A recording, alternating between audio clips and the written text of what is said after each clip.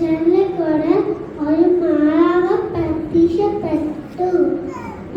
മാലാഖ പറഞ്ഞു, നിനക്ക് ഒരു കുഞ്ഞുണ്ടാക്കുക, അതിന്റെ പേര് യേശു ഇടണം. മറിയം എന്ന് ഓടിപ്പോയി ചാത്തപ്പനോട് പറഞ്ഞു. പിന്നെ മറിയാതെ കുഞ്ഞുണ്ടാകാനുള്ള സമയമായി. പിന്നെ കുറേ വീട്ടിലൊക്കെ ജോസഫ് കൊട്ടി നോക്കി, പക്ഷെ എവിടെ കിട്ടിയില്ല സ്ഥലം. പിന്നെ ഒരു പുൽക്കോട് വന്നു. പിന്നെ അവിടെ വെച്ച് മറിയാതെ കുഞ്ഞുണ്ടായി.